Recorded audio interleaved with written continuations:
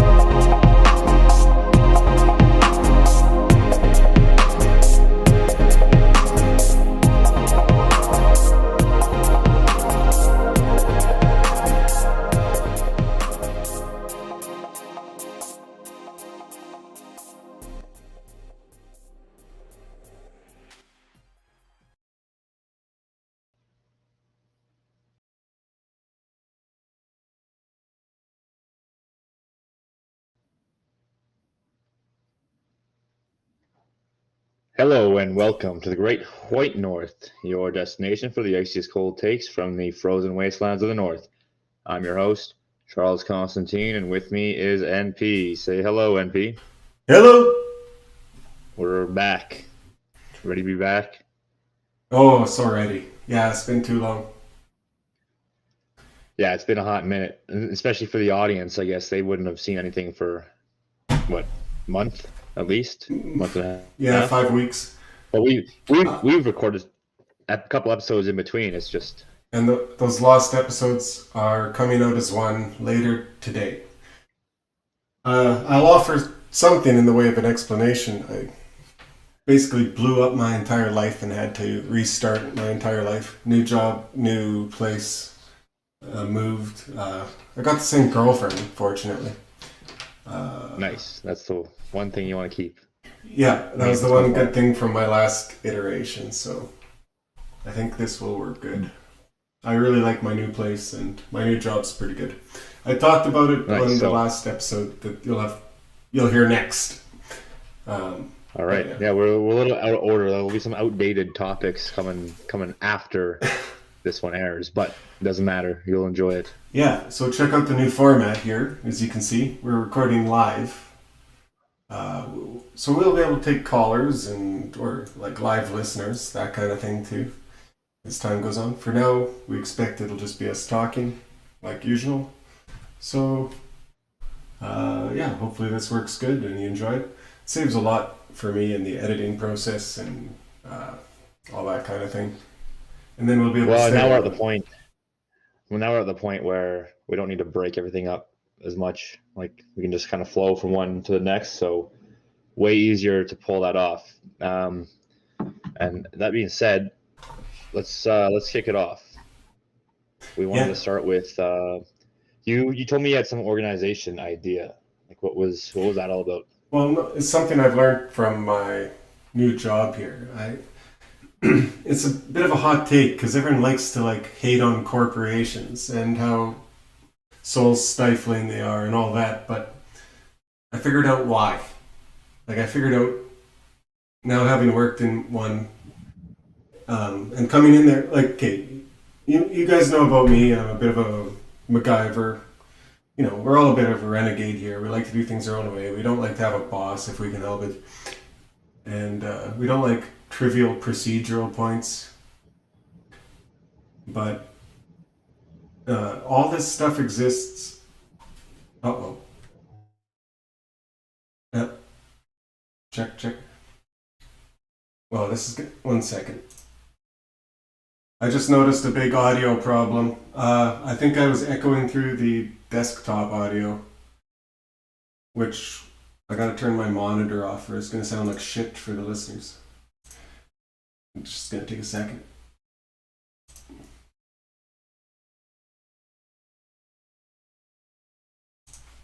That show on the fly. Yes. Okay. That sounds a little bit better. So, the reason that there's so much procedure, so much oversight, and so much overview is simply that it makes the organization persistent and not reliant on any one person. If you come in there with a cool idea, I mean, you can put that through the procedure, have all the different review checks, have purchasing look at it, have MRP look at it, you know, have the accountants look at it, project managers, etc. And they'll, you know, they can figure out a way to turn that into a product. Your bright ideas aren't worth anything just on their own. Right. I'm talking about this like this. I think it's relevant to organizing as, you know, how we do on the right here. We have so many collapses. We have so many failures. A little, you know, it's a turmoil. And that's largely because some big guy rises up and a lot of people follow him, and then that gets, turns out he's a gay Jew, for instance, or something of that nature. And, you know, that collapses the whole thing. Well, how the corporations work and how they're so successful, and this is a very American thing, like American and German, and this is sort of this is the technology of the last revolution. This is the managerial and administrative technologies that we've been talking about. What they do is deperson every person who works there, and you become a function instead. And you fulfill that function. And it's no good for you to fulfill anything outside that function, because that just means you're either A, replicating a function that someone else is already doing, or B, doing something off the books that can't be proceduralized. So in order to persist through time, you need it to exist in such a way that if one person dies or sucks, that the whole show doesn't come to a grinding halt. And that's in large part why administrations are so cumbersome now. Memetics have evolved, and it actually takes a lot more administration to keep people persistent. I think this has to do with a low trust society too. You need more HR and recruiting and, you know, benefits, etc. Oversight of personnel in a low trust society. So this is, I don't know, this is hard. Like, this might sound like a no-brainer, but going in as a rebel and as a guy who just likes to get her done, this is a hard growing up wake-up call to me. Yeah, I can imagine, because so what you're saying is you like the whole approach of having like a review board on everything, or like a procedure basically. I don't like it. It's painful to live through. No, it's painful to live through. No. I just think it works. Oh, okay. So you use the example of a gay Jew bodybuilder, right? That's like, you know, just can slip right through, and I think that's part of the anonymous nature of the internet and the scene. But how would you prevent something like that from happening in this sort of open, decentralized space of this like social media or the hyper world? Sure. Well, in terms of just like audiences and like podcasts and stuff like that, there's nothing we can do to stop anyone from saying they're one of us and going and trying to snatch up parts of our guys or audience, or just even just claim to be us. But when we're working on projects when we're working on tasks together, we could use these techniques could they could skirt the whole anonymity issue by limiting people's functions. If you have a job and your job is very explicit in scope and in duration, and it'll know if you like fail that job or succeed it, and anything else you do outside that job is irrelevant. So Right. in the So if yeah. I was gonna say, so like if you're like the graphic designer guy, you don't get to say anything about philosophy, right? Is Right. that what you're pointing at? Sure. There's nothing saying you couldn't say apply internally to get the philosophy job for the next project, but for this one, shut up and draw. Right. Um, Also, a lot of the leadership and like direction stuff can be broken into subtasks, which would mitigate needing any like there will always be a top guy. There's no doubt about it, and he's Yeah. Yeah. basically the one like picking the direction. And maybe like at my company, the top guy is the one who's like, "Are we going to take this 2 year $1 billion project?" He's got to sign off on that, Right. Yeah. and that's sort of what dictates the direction of the whole organization, right? Yeah. But it's not him dealing in every single task constantly, and like so if he sucks, at least those group, or let's say the committee gets assigned a particular task, is still capable of doing its own thing, right? Sure. Yeah, Still being successful. we have deals and contracts fall through sometimes, and I mean that hurts the company's bottom line, I'm sure, but it doesn't kill it. Yeah, like mitigates a lot of the disaster that can happen with when you imbue too much operational capacity within one person. I mean, I even think about like Robert's rules of orders type stuff when it comes to meeting an organization. It's like you said, it's super tedious. And it's like you just want to blow your brains out sometimes sitting through some of the meetings that go through every single procedure as it's laid out. But at the same time, um, I've been in organizations that would have like terrible presidents, just like morons. But at least they can only screw things up so much, and at a certain point, um, they've got to say, okay, we're gonna make a committee for this one task, and then he's not involved in the committee because it's not his thing, and at least those guys can do the right thing and nail it. And even if that guy screwed things up, you at least got one piece of the puzzle done instead of the whole thing falling apart. Yeah. The downside is that this makes the organization more cumbersome and it takes twice as much administrative capacity. So, but I think that's something we have, in a sense, an army of anonymous people who want to put an hour into something. They don't want to put more than that. Yeah. But they want to put an hour. So if we could break down all the tasks into, an hour, then we'd have almost infinite manpower to accomplish them. So whatever the project was, about half of the tasks that take an hour would be assigning or reviewing the other tasks. Actually, the actual productive tasks would probably be like 20-30% tops. Hmm. Yeah, that's interesting because that could potentially offer a protocol for a grand scope of operation. Yeah, Because you get like so many people just doing one or two things. Oh, here, you make this edit take an hour, make this one edit for me. That's all you need. But you get 50 guys, now you have 50 edits, and then you have another section that's distributing those edits Yep. how they need to be, and then you have another group saying, "Well, this one sucks, this one's good." Yeah. Send it back. So You can of course, you get a chance to redo it. That happens all the time. That's called the process flow in project management speak. right. So So it would be less of a verticals, like there would be some vertical aspect, but a lot of it would be horizontal. Like, the the more horizontal aspects are in review. Like you have a guy on your level reviews it before it gets sent up a level. right. Okay. Okay. That makes sense.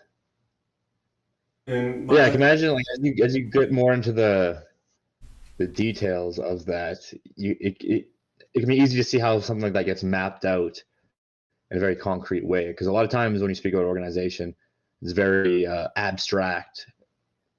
But the way you're describing things, it seems like it's a lot more smooth to map those things out. it's literally nodes with tasks, and then it's a flow chart, and well, it's many flow charts. Um, and no, this would have been beyond our capacity to probably do a while ago, but I think with AI we can probably it off pretty easy. With the help of AI, well, okay, me and a good coder could ask Chat GPT to do most of the basic programming that would make a Python script and make a flow chart that would have like 100 nodes or 100 tasks, whatever. You could even, I did this to fill in my hours at my old job. I said, what are the 30 things I would do as a designer to this month if I'd done my job? And it gave me a list.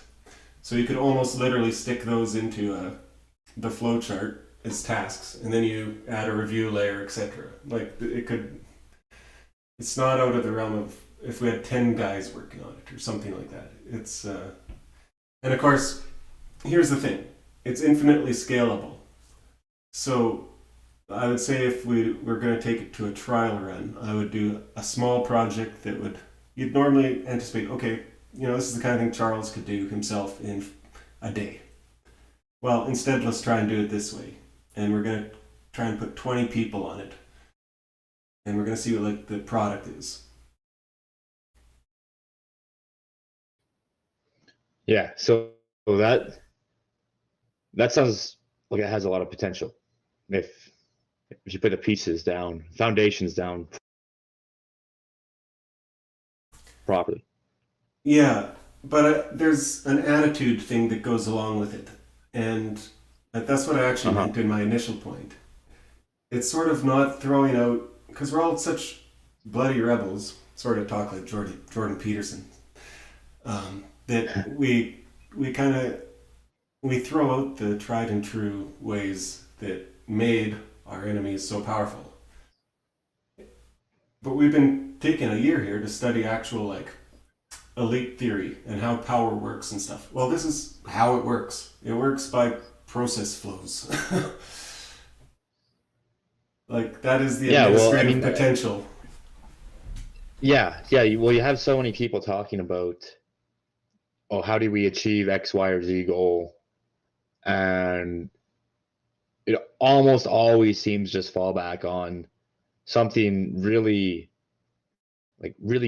basic with nothing to it, where they just say, oh, like just will to power yourself, just become, everyone becomes their own overman, their own ubermensch, and then you just win, as if, and like this concrete, almost autistic process of putting together a whole um, way to produce tangible results. Like no one talks about that, because that's boring. It doesn't sound exciting. Oh, the our enemies are the bureaucrats sitting in the cubicles building flowcharts and Excel spreadsheets. We need to be the warriors in the street. It's like the warriors in the streets. Like when was the last time that was relevant? Yes, I would say the only people who have any grasp of this or can do it with any competence are Patriot Front. Mm. Um, That is exactly like the kind of thing where once you've built this organization like that, now you have to have some sort of a tangible flow structure to getting these tasks done. Yeah. So the modern workplace has moved to like a lot of work from home. So companies use technology like Slack, Microsoft Teams, Yeah. SAP, and that's how they accomplish things. We'll have to build our own tools in some respects on some of these. For well, first and foremost, because a good enterprise level tool is like in the hundreds of thousands of dollars. But it doesn't like I guess the other kind of guy we have on our side a lot is kind of the libertarian small business owner. And they can make a good go of it because they're so light and agile. But when they die, their business dies 99% of the time. Right. And usually, like, they're delegating everything. They're in full control of every step. If they hire people, they hire some Mexicans or their kids or whatever, they're telling them what to do every step, every day, you know? And to the point where it's usually almost like they're like, oh, I might as well just do it myself, is their kind of attitude. Right. Yeah, and that only goes so far. So definitely need something better. Now, a lot of what you're talking about kind of makes me think about this next article that I wanted to talk about, and this is another one from Matt. So this is his article is called "Political Parkour," and some of the things that he talks about in this article, I think, kind of relate to what you're saying, or can be put into practice within the framework that he's operating within. And we've talked about Parrott, and our last interview was with Parrott, and if you want to get the full grasp of a lot of the ideas that he's been pushing, you should go watch that episode, our most recent interview with Parrott. But in this one, Political Parkour, he is talking about how we can properly understand the situation we operate within so that we can achieve identitarian goals. And so he starts this out by explaining, well, his goal at least is one struggle for faith, family, and folk against Zionist colonial capitalism. So from here, he lays out this framework that we need to work within to achieve those goals. And he says we need to understand the micropolitics, the macropolitics, and the geopolitics of the situation that we're operating within. And before we can make any steps forward, we need to start at the beginning, which is micropolitics on the tribal level. And so makes me start to think, okay, how do you organize on the tribal level with some of the things that you were talking about? Having proper organization, having tangible goals, and creating some sort of flow structure for that. And I think a lot of what he's saying in this article is it runs contrary to a lot of the memes that get pushed in this sphere, because we're in a situation where there's so much atomization in mass society, and so many people just have zero identity. Because they would like a white nationalist or whatever kind of white identitarian message doesn't resonate with the average person. So it's not you just what he's saying here is not like you can just jump into macro politics, the national politics, and just say, hey, we're put us in charge for our interests, because How would that there's work? going to be a mass wave of people that are going to jump on board of that, right? Sorry, what were you saying? Well, how would that even work? I'm just going to go up to our Minister of Defense and be like, hey, give me a turn. Hand me the controller. Yeah. I mean, I know what people would... Never mind. We can't... the revolution ain't coming. Not that way. No, and he has this line where he says, if you're more interested in conquering the world or the stars than mastering the destiny of your own home, neighborhood, and organic community of friends, then this essay won't be sitting well with you. And I think we run into this all the time, where the first instinct is just like this conqueror mindset, where you need to be like the British Empire, the Roman Empire, and rule the whole world. Like, but where are you starting from? Do you even have 3 guys that agree with you that you can hang out with? Like, do you even have that? It's like you fell into a booby trap. Like, you're at the bottom of some hole in the middle of the woods, and you're talking about, oh, there's a mountain nearby. We should climb that mountain. Like, wow, how cool would it be for me to be at the peak of that mountain? You're like sitting in the hole by yourself, like, no way out. It's like, what the fuck are you talking about, man? Yeah. You can't even get a date, and you're talking about running a country. It's just the most ultimate chud energy I can think of. Yeah, and he uses the example of he says identitarians have as many enemies as Prince al-Ahiri. I don't know how to pronounce that properly, but he linked it's from Watership Down, the prologue. I don't know if you've seen that. I read the book back when I was a kid. I think it's the rabbits, and they're trying to find a home.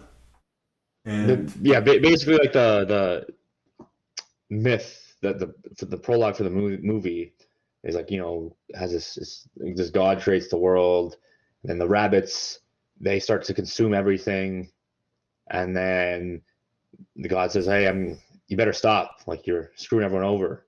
The rabbit's like, oh no, we're the strongest. Like the prince of the rabbit's like, no, we're the strongest. We'll do what we want. And then so he makes predators for the rabbit. So Matt's basically making this allusion to that situation where suddenly everyone's caught up to the rabbits, and now they have enemies on all sides, and they're not quite the same beast that they were before. And they luck out because the god in this myth grants them the speed and the agility to escape the predators. So this is the whole illusion that the article is making. Parkour is you gotta be agile to avoid your threats and figure out how to work your way through this environment that you've been placed in, where you have enemies on all sides. So it's a completely different mindset than this, rule the galaxy. Start from nothing and then rule the, step 2, question mark, step 3, rule the galaxy. Like, no, your step 3 needs to have a solid community and a healthy family structure. And your step 2, now those question marks, you can erase that and actually lay down some solid foundation, because it's easy to make that jump. But as long as your 3rd step is this completely out of reach fantasy, you're climbing the mountain, even though you're trapped with a broken leg at the bottom of the hole, as long as, like, you'll never make any tangible pathway to that insane framing of the situation. Okay, I almost fully agree. I just think it's good for that guy in the hole still to have the dream of climbing the mountain, and that might give him some courage to get out of the hole. But he should put that dream aside, or way in the back of his head.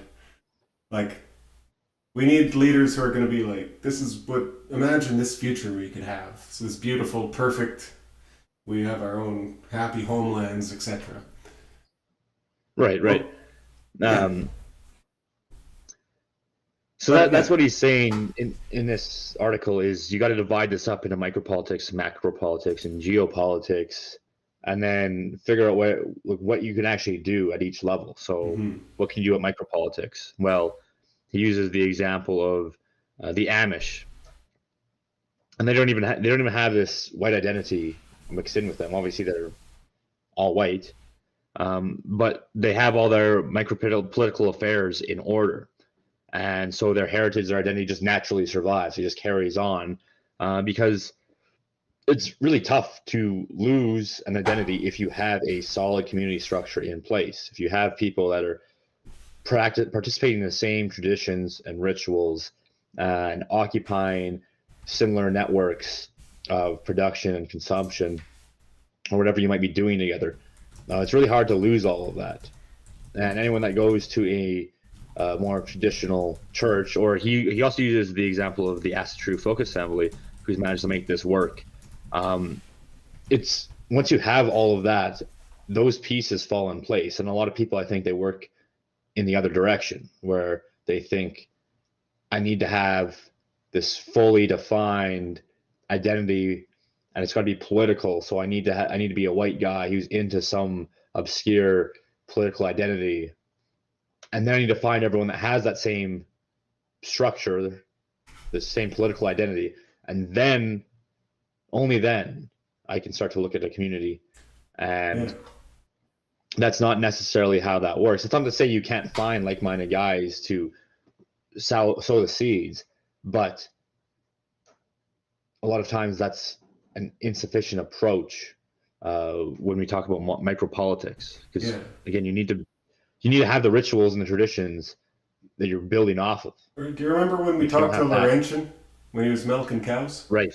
Yeah, we were starting to get in the nitty gritty of how you start something like this, like an Amish thing. And he was, I think, talking about Mennonite, which I think the Amish come from. Like those communities are ripe for it, and even have most of the basics there for it. Yeah, and I mean, for me, and I think Matt would agree with this too, is you don't even necessarily need to live that sort of lifestyle. It's just that sort of lifestyle is conducive to maintaining heritage, yes, despite all the external factors.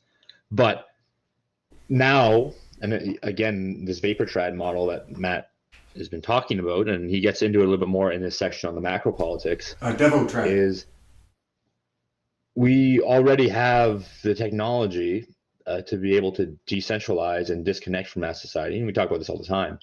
But the technology is there, where you have the work from home, you have the homeschooling, you have all of these tools at your hand, and it just requires sewing those pieces together. And so you can live within a city, even you can live in a tribal network within a city, because you have these decentralized networks. You can use like Telegram or WhatsApp or whatever messenger you need, and you can have all of the homeschool material right at your fingertips and share it among your community. And you don't necessarily need to live right next door to each other, but you might have a gathering place that you all go to weekly. And that gives you the same foundation that you would need as if you were like an Amish or a Mennonite. And that gives you the space needed to maintain your heritage.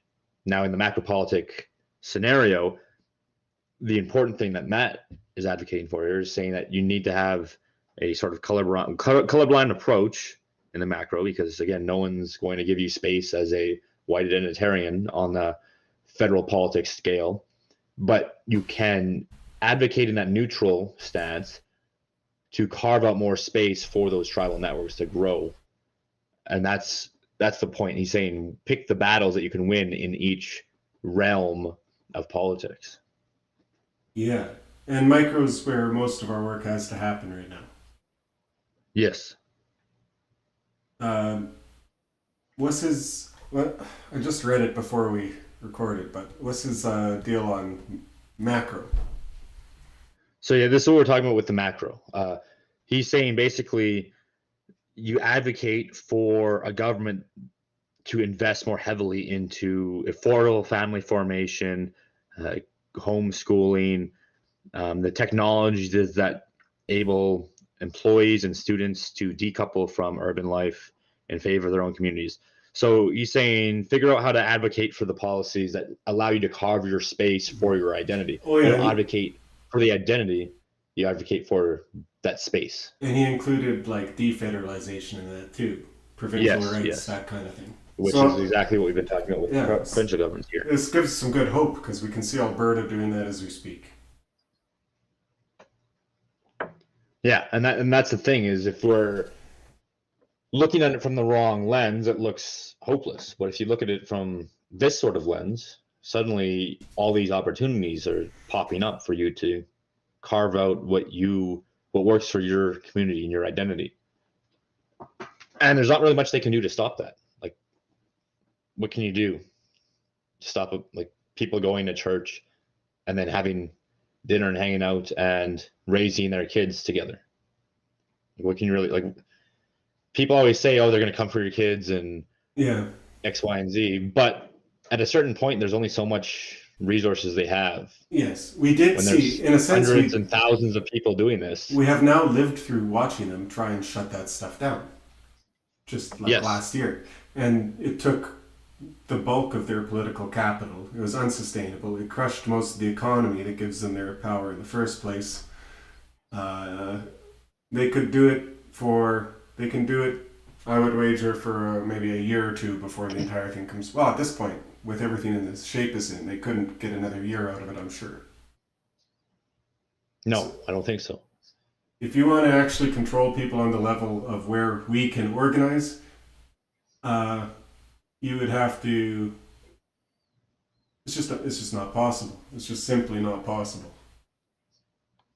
It's a lot of separate nodes to, number one, identify in the first place, and then secondly, cut them all off and round. Like, what do you? Okay, you get one node, and then all these people are intimately interacting with each other through all of these decentralized communication networks. So you have to shut down the entire grid, but their whole system relies on it itself. So what are you going to do again? Right. It would be like you don't like this. You found a mosquito biting you, but it's not enough to just smash him. You'd have to discombobulate him atom per atom, and if you left any two atoms together, then the mosquito would keep biting you. Yeah. Well, Or even maybe even better, you could just say you're in a cloud of mosquitoes, and like sure you can smack and kill a couple of them, but the cloud's still there, so you just got to run away. right. And a cloud of mosquitoes can take out an animal, a million times bigger than it. Yeah. Mosquito nationalism. Buzz, buzz, buzz. Mosquito. It's not the most glamorous metaphor we've ever come up with, but it works. Yeah. So then the third section is the geopolitics, and this is where he gets into the reality that Westerners are, white Westerners are stateless people, and the whole. And this has always been controversial with Matt, I think, but I generally agree with him because I don't really feel like a strong attachment to this notion of Western civilization in the sense that is commonly described, where like this empire that you are inheriting, or a series of empires that you're inheriting, and this need sense. To, yeah, and this need to continue it and to be elite within it. And the reality is that the elites currently that do inhabit this Western civilization as it is are hostile to us, and the political structures, the institutions are hostile to us. And so he calls it a sort of Stockholm syndrome of this overtly white supremacist intention, this need to rule, and then so you identify with the civilization that oppresses you because, well, if only I was in there, I could be the one controlling everything and dominant. And it's always harkening back to a time of the peak. And the reality is number one, the average person within that structure, even the white, average white person within that structure, didn't always benefit from that. And number two, the natural state is not necessarily being in a imperial conqueror position.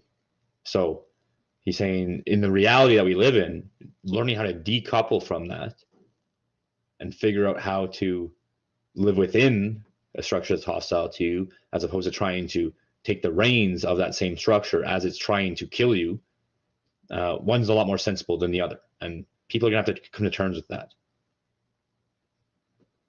Yes. Ultimately, he points out in the article that some of the indigenous European people are literally oppressed indigenous people by the same elite who oppress by the traditional post-colonial ways we were taught in school. Yeah. Yeah, exactly. And so within the geopolitical framework, he says you look to pluripolarity. Pluripolarity. That's a mouthful. pluripolarity. You got her. Anyways, so again, we have like Soviets, the leftovers of the Soviet, the Russia's is now. And we have China and we have America all combating each other over stuff. And I think the reality is that a lot of that doesn't matter if you learn how to carve out your. Again, I'm going to just keep hitting on the same point. Learn how to carve out your space in the micropolitics, and you can't look. He uses the term. We can't look to our Prester John across the world somewhere in the geopolitical realm. There's no Prester John, and it's a myth, and it's always been a myth. For those who don't know Prester John, it was in the Middle Ages and into the Renaissance period. This belief in Europe that there was some great Christian king somewhere in some exotic place, somewhere in India or maybe in Ethiopia somewhere, and he was this great, powerful Christian king that was Christianizing the whole realm, and they're always looking to get in touch with him. To somehow, if you could get in touch with Prester John, you could help. He would help you beat back the Muslim threat, and then you could have this encirclement on many sides from powerful Christian forces. You just need to find that guy, that powerful exotic Christian king, Prester John, but he didn't exist. It was just myths. So in a more contemporary way, we talk about waiting for Caesar or the next Caesar. Yeah, and so Matt's saying is there's no one across the world in Russia or in China that is that person for us. This idea in that geopolitical realm that one of these other great powers is going to come make everything better for us is not the reality. And we need to look to our local level first, and then realize that we're in the 21st century, not the 20th century. The geopolitics are a different game now. Yeah. Well, it's another well-put article by Matt. Nothing too much new there, I wouldn't say. Nothing we haven't touched on the show before, but certainly nice to have it condensed and explicitly laid out like that. Yeah, and I highly recommend you guys read that. I'll put the link in the description. It's good to have in your pocket. Okay. Well, let's move on to the next topic. Oh. Let's hit it. Looks like you finally found Gentle Giant. I'm happy to report. Yeah, I just came across them. I wish I'd shared that with you. I kind of forgot they existed too, but I was very fond of that band as a teenager and listened to it all through my 20s. And yeah, they're awesome. Yes. Yeah, so listening to them, it's just had a few ideas pop into my head about art and art formation and art that's on a more authentic. I don't like the word authentic. It's kind of a shitty word, but an authentic expression of identity. So you got this band Gentle Giant, and I'll put a song by them, maybe a live performance, as our recommended track. So you can check that out just to get a sense of what they are. But it's like this 70s prog rock band. All kinds of, keyboard singers with all these varying vocal harmonies, got some sick bass lines. I want to say they're all a bunch of Juilliard dropouts or Juilliard graduates. I can't quite recall, but they're highly trained musicians. A lot of these prog guys have some very elite schooling, and then they go and use it. And the only reason I found them was because I was listening to this band, Huyte, band I liked for a little while, prog metal band, who draws on a lot. If you listen to both of them back to back, you can see a lot of the similarities between the two bands. Only Huyte is taking that into the 21st century, so it's that prog rock manifested according to the times that we live in now. But Gentle Giant is very progressive, but then they'll like throw in a breakdown that's like medieval folk music, but not like just the folk music on its own. It still fits into the weird time structures and polyrhythms characteristic of the progressive rock sound. Did you look up what that And song was about that you sent, Advent of Pernurge? it sounded like they were singing about. Well, yeah, I don't know exactly what they're about. It's an old actual English folk tale about giants, Ah, about actual ah, giants. It's yeah. So yeah, you go. I was gonna say, it seemed like a lot of their songs were kind of like that realm, um, folk tales, or even they had like Christian themes in some of them too. Yeah, definitely. Um, they have some just like almost corny, like really sweet songs. They have a really funny Mm-hmm. one about how it's both about a cat and their roadies. I think it's like about being a lazy cat. I'm having a hard time remembering here, Right. but yeah, I wish I could play it, but YouTube's stupid copyright. Actually, here's an easy take. Um, think of how much the record industry hurt itself by pursuing copyright on YouTube.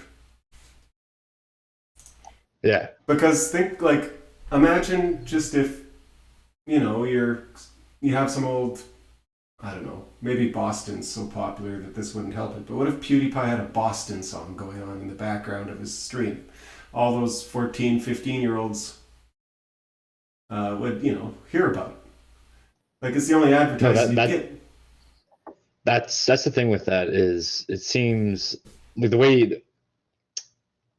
way ideas, memes, and music fits within that travel is because yeah, you pick it up from some creator that you're watching, or maybe yeah, like, someone sharing it, someone just likes the vibe of a song, and then they pair that with what they're doing. And there's so much that you can't do that for because of the copyright. It's extremely limiting. You would get far more exposure.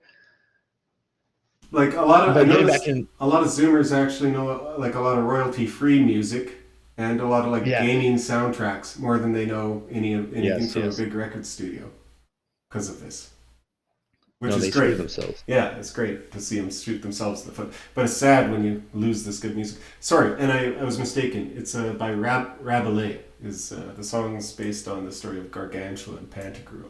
Okay. Yeah. So the one thing that popped into my mind though, listening to this and listening to similar acts in the current day, is we've talked about this on the show a little while back, but people always wanting this authentic white art or whatever it may be, and then what they do is they end up just reproducing folk music with it's just one to one. Like they just say, okay, we're gonna make folk songs now. Only I'm doing it, and or they'll just make themes of songs and they'll just derive them from the current problem, like some internet, like based on what they see on the internet, they'll like talk about the plight of the white man or something, but like in a very forced way. It's also forced, also contrived, and very little of this stuff. Actually, I don't think I've seen any utilize the techniques that we see in a band like Gentle Giant, for example. Very sophisticated, and none of this is explicit identity, but it's tapping into a heritage that we all can feel, right? Mm-hmm. Like, who else is going to be listening to this Gentle Giant band? Right. You can look at the audience for these guys, and you can see. And the point is not to like capitalize on it and make this political statement with it. The point is that art isn't about making some political statement first and then having the art facilitate that. The art's already there, and then it just cultivates this cultural space that you can operate within. And so you have a band doing these things in the 70s, and then the bands that are doing a similar thing now, again, you never see these modern identitarians bring in like really interesting works like this that are happening right now. Even though there's tons of them, they just sit there and complain that there's no good music anymore, instead of actually, I'll use the example of Haken again. Like these guys have tapped into this 70s prog rock, which is like a very white phenomenon, and then they add in all these new. They add in like the gent sounds, if you're familiar with that, of metal, and they add in they'll mix in like dubstep sounds and that kind of stuff to facilitate it. But it's never just one thing or the other, just reproduced. It's builds into the future, and that's something I noticed from Gentle Giant as well. They're pre-arcade, pre-video game, but there's some of their like keyboard breakdowns sound like they could be from like some 8-bit 80s video game. Well, yeah, So it's like they were at it's like cusp of experimenting with synths and stuff like that. So sorry, go ahead. yeah, they were like some of the Yeah, first yeah. guys to get to experiment with those kind of sounds, and I'm sure they were borrowed So from what I quite think, liberally. yeah. So what I think from with this kind of music shows and this kind of art shows is you can't just tap into the past one to one, because I mean, it's kind of it lacks an infusion that fits with your current situation. And there's a lot of value in being able to synthesize things in a way that prefigure the times to come. Because then you look at this band Haken, and they're playing. They have a whole album that's like this, has like a synthwave. The cover is like a synthwave cover. It looks like a video game with like the synthwave designs on it. It's about like literally a arcade game in the 80s. That's what the concept album is about. So they use all these prog sounds to like mimic some of that nostalgia of the 80s. Whereas this band in the 70s was prefiguring that same sound. It wasn't that sound was yet to come, and they were so innovative that they almost like they predicted it. Mm-hmm. And then this new band comes around, takes up this style, and then harkens back to something that was in the past while building something that aims towards the future. And so my point is that the artist that can figure out how to make that happen, that's a value artist. The artist that just sits there and says, well, we need to make art for our political reason, that doesn't go anywhere. It's boring. Yes, absolutely. Well, it's good. I had the privilege of introducing a few of our musicians to each other there. They've been chatting it up Nice. in a group chat, and so hopefully we'll might even get to gestate some of that ourselves. Um, Always encourage our musicians and stuff. And Yeah, yeah. no, Go ahead. no. I was just gonna say it would be very interesting to see these guys work together and produce something unique and innovative that taps into the current situation while also projecting forward to the future. Yeah, and keep putting out royalty-free tracks because I need more and more for the podcast too. So stay on. Trying to whip musicians is about the most hopeless thing in the world. That's just they operate on their own time. Yeah, did you ever watch that show Metalocalypse before? Oh, I love that show. They always have lots of good gags about the musicians not like, hey, their manager comes in and he's like, hey guys, you got a record to record. Like, you need all your songs done in a month. And then the singer just sitting there like, I'm eating chips. Go away. Yes. Yeah. Yes. Artists, I've heard it said there's actually a Buddhist guy or whatever, but he's talking about how like the artists at the monastery are always like useless and annoying and eccentric, and they don't follow any of the damn rules. But we gotta have them around because we need music and stuff. So I guess we put up with them. Yeah, that sounds about right. Yeah. So yeah, free pass to artists for a lot of nonsense, but yeah, keep putting it out. We want more. All right. Well, I had my monitor on, and in my ear, like in my headphones, I thought I just sounded like Chris Chan for a second. and now I want to How like would you end the even know stream. what? What? How would you even know what that sounds like? What Chris Chan sounds like? Because I watched all 74 episodes of the Geno Samuel documentary. Oh, that's unfortunate. I'm sorry you went through that. I've never seen him talk once in No, my life. after a really hard time in my life, when um, It it makes you was feel only on better. episode like 20 or 30 at the time, but it was like so cathartic watching that. I was just like, at least I'm not Chris Chan. Yeah, I guess that's something you can give to the black pilled out there. Just show them what it could have been when Yeah. they're not that. Well, I mean, we all have our moments of cringe and being cringe on the internet, and so we can all, And in just some small way, relate to that. And then, but seeing a guy's whole life trajectory yeah, fly I was from gonna that say we all point, have our small moments, but they're not compiled in 70 something right?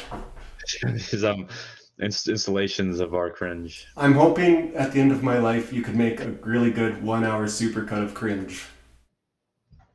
And if I can keep it I'm down sure below a couple hours, then I'll be pretty I'm happy. sure you'll have enough from just this, even this. Maybe from this episode. All right. um, that's all right. I like that meme. The guy looking out the sad side of the bus with all the demons and stuff. Oh The yeah, guy yeah. is seeing cringe, and looking out the sad side, out the light side, being cringe. Being Yes. Anyway, um, what's up next? I keep losing our so I spot. wanted no, I wanted to talk about. I was just been thinking, and you can correct me if I'm wrong on this, and someone can you fact check me in the comments if this isn't consistently the case and I'm wrong. I'm happy to be proven wrong, but I've noticed, and maybe this isn't novel, but I just find it funny. Feminists always will praise women as like this ideal, this feminist ideal, but they only praise the women that act like men. Like so, it's you're this independent business owner who grinded her way to the top, or you're this you went off on your own and you got a PhD in your like incredible inspiration to women everywhere. You made this. You went and got into the sciences. You're a mechanic. Like you're leading the world of Right. female mechanics. Like good for you, It's that old right? joke. Like they always want more female astronauts, never more female janitors or house cleaners. Well, not even. It's not even. Yeah, like they'll never look at a woman who's very successful and then praise her for her feminine aspects of Mm. that success. They deride it. Like it will be, this woman had 10 kids and was a CEO of a business. And it's always, she was the CEO despite having 10 kids, right? Like, that's something Yes. you just throw aside. Like this is the value of this woman, is her masculine trait. Like not like the incredible act of producing 10 children. Like, that was just a hindrance to her. And her real actualization was really uh, doing masculine things, right? So they just Yeah. basically, the whole notion of the feminine gets thrown to the wayside because feminists only praise women for things that aren't traditionally feminine. Well, I had this hit really close to home not long ago because my Yeah, mom, she's a bit of a feminist and she thinks she is, but yeah, what and she was she was getting a little bit woke, like our side. She was getting a little red pilled, and she was all proud. yeah. She's like, "Oh, don't you think it's crazy about these transgenders?" I'm like, "Yeah, way to go, mom!" Like, she's like 6, 7 years behind, but like it was nice to hear all nonetheless. And I was like, "Yeah," and she's like looking for approval on all her new thoughts, right? I'm like, "Great." Yeah.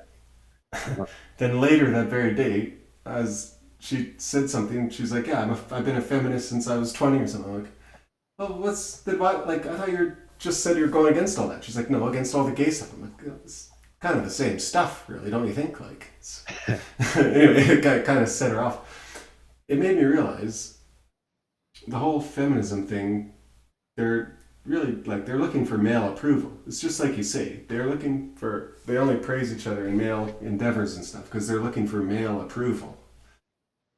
My mom's not content to just be a feminist and whatever. She needs me to say that she's a feminist and that that's a good thing. That's what she really wants. Right. And if I do that, then she actually shuts up about it for a while. Which I never do. Yeah. Like it doesn't mean anything unless I'm getting recognized for it. Right. Like it's not just ideal in itself. So the other thing that I think is sad about it is like it's self-deprecating. Like none of the things that are unique to your sex none of those things are seen as good. Like they just throw them off to the side.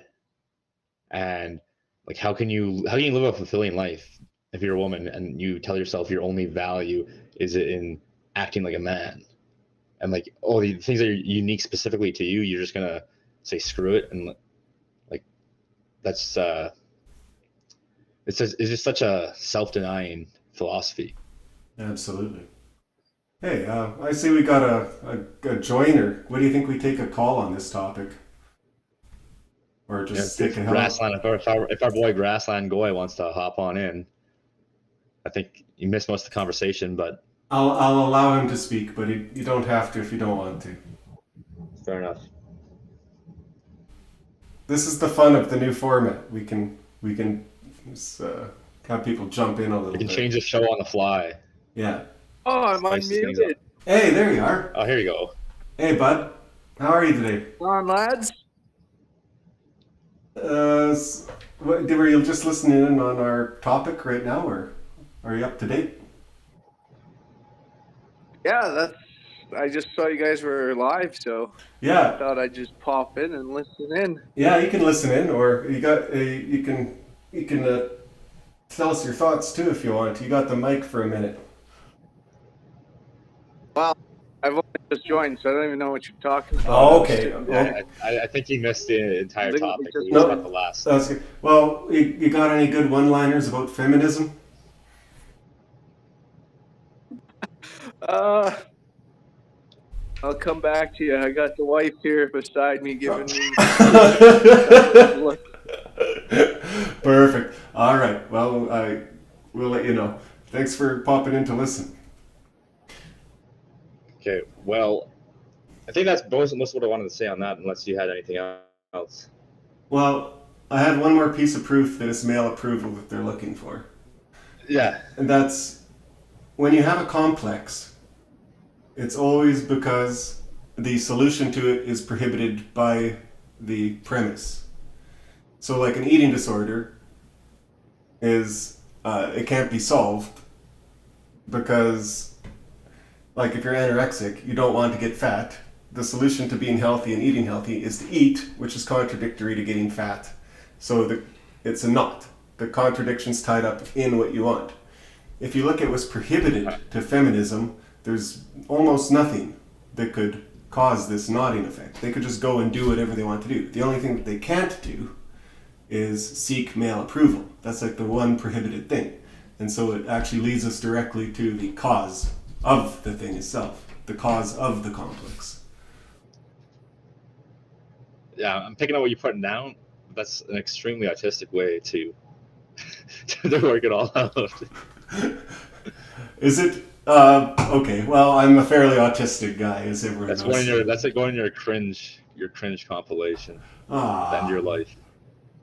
Well, Your autistic description of what caused feminism. okay. At the very least, let it.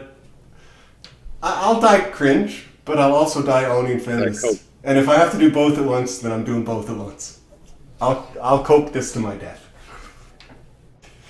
Yeah, you enjoy your cope. And I think that's most of what we're hitting. But you said you wanted to talk about the transgender shooting? Actually, I don't have takes on many that? thoughts on it. I'm looking for other people's takes on it. You know, I've never in my life seen a good take on a mass shooting. Do you know what I mean? No, I mean I don't. I mean like a good take. I just No, like I guess yeah, I've heard better ones, but the it's never been properly satisfied in my mind why these happen and why people do that. yeah. Well, I'll be a little, I don't know, maybe controversial, but I'll say that I don't even know if you can, because people have a tendency to reduce. Everyone does it from all sides. They'll say, oh, if it's a white guy doing it, some libtards will say, this is the evils of white supremacy, inceldom, or whatever. Um, and the same thing for any other group. Like everyone's always looking to reduce that act to one specific factor, and I think the mental illness that comes with this transgenderism, like that obviously played a role, but I'm not sure you can completely reduce it to that. That's not really that's not necessarily a fair assessment. Now, what is a fair assessment is the reaction from that crowd, that sort of LGBT tranny crowd to this. I think that's where the meat of mental Yes. illness comes into play. Yeah, it's been shocking seeing them I don't know celebrated. I don't know. Yeah, because so you see this happen with all these different groups where again, like I said, the opposing side will just reduce it to that group's one, like they'll just pathologize that one group and say this is the problem. But that, generally speaking, you don't have the groups go and try and run cover for the act and say, oh no, this guy that did it is really a victim. So in this case, we saw the reaction from a huge contingent of this like mentally disabled crowd, where they're saying they're making chants where they're including this person who committed the act as one of the victims and saying that there needs to be more done for their protected class. Like no other group does that in this situation except for these people, and that's where that's what I find. I don't know. I guess it's sort of morbidly interesting about this is they don't care. They're willing to be absolutely ghoulish, even in one of the most heinous acts you can commit. And then they'll go make jokes about like fuck around and find out with the tranny flag. Like that's the kind of memes some of these people are posting. Sorry, I was muted. Yes, it's just it's the media is even involved in it. That's what gets me. Like, what could show? I don't know. I haven't got too much on this. That you already said. Winkler just popped in too. Do you want to say hi, Winkler? Raise your hand if you want to talk. Um, yeah. But no, the end of the story there is number one. I don't think you can reduce to any one factor, but obviously that mental illness is definitely an aspect. But number two, we see that there's a very unique reaction, a very ghoulish reaction from the specific group of people with this identity dysfunction, this mental illness. So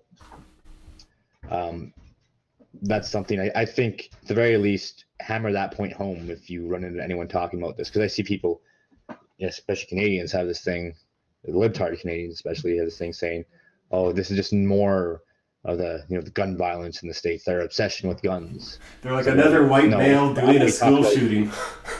Yeah. Now, how about we take a look at who actually did it and how this, not again, don't just talk about who did it, but how did that person's group, these other transgenders, how did they react? Show them some of these posts on Twitter where it's these people making these tranny flags with fuck around and find out, or their protests in these courthouses where they're advocating for more rights and protections after one of their own murdered children. That's what you have to hit home on when you're speaking about these issues to other people. Do you wish we had that kind of solidarity? like amongst ourselves. Yes, like I wouldn't want to. I wouldn't want to compare us at all to these people. But I guess there's something begrudgingly admirable about the fact that you can go and protest in that ghoulish manner on your own group's behalf. I don't know. I think obviously we would expect higher virtues out of ourselves, but that is the solidarity there is incredible at the very least. Yeah, yeah, well put. All right. Well, I think that's all I got on that, and I think we're out of topics. So, is there anything else you wanted to touch on? No, that's about it for today. I think I accidentally sent this to an old. I'm sure there's going to be some technical issues to work out with this new format, but Sure. Hopefully, some of you are watching this later on YouTube. I think you're good for Sundays typically for a while at least here, Charles. I'll be good for Sundays. Yeah. Okay. 90% sure I can keep this consistent, but it'll just depend. Yeah, we're gonna move the times around a little bit, but watch for us on Sunday afternoons and evenings. And if you want to hop in and if you want to talk and all that, we'll have some good topics lined up. I'll play us out. Everyone have a good day. Sounds good. See ya. Don't forget to like, share, and subscribe.